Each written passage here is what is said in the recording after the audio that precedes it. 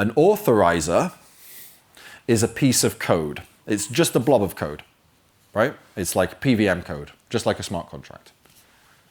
So function has an entry point. And it defines a filter. It basically, I'm simplifying a bit now, but it accepts a work package and it outputs true or false.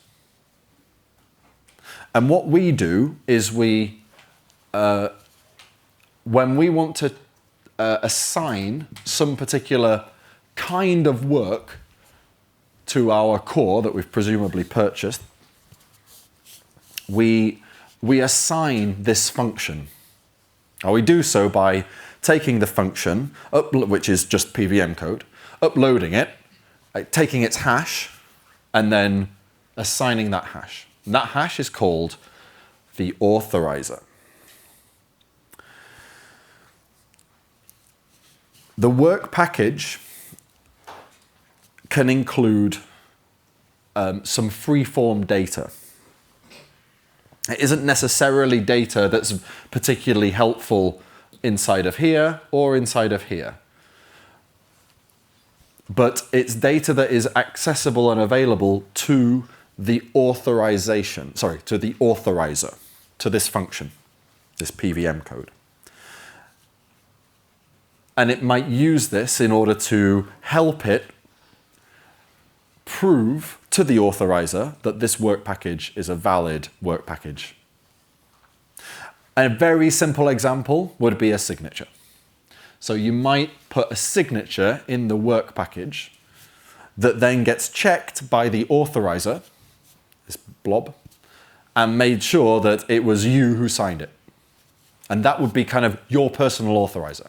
And if you assigned your core time to that authorizer, it would mean only you could make work packages that would be usable on your orange segment that you've purchased. Yeah, on your core that you've purchased. So we've got this idea of an authorizer.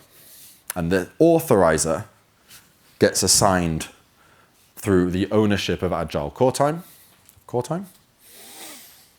And the authorizer is what you basically have to fulfill, have to get past in order for your work package to be to make it into Jam, right? Into this pipeline here. This is different to Ethereum, where when you want a transaction to come into Ethereum, you basically just have to offer Ethereum enough money at the time. Yeah. And it's different to Polkadot, at least original Polkadot, where you basically just rent at least one of these things out for like 2 years by getting enough people to buy into your idea. Yeah, it kind of supports both concepts. In theory, you could split your core time up into individual time slices, and with not much advance notice, assign them to particular authorizers that check for particular signatures. And in this case, you kind of have something that looked quite a lot like Ethereum. You could also just assign it to any work package that apparently progresses a parachain of a particular index. And you could do that for 1 month at a time. And that would kind of be quite like Polkadot. So you can kind of, sort of emulate both models of resource procurement and consumption. So let's look a bit deeper into this.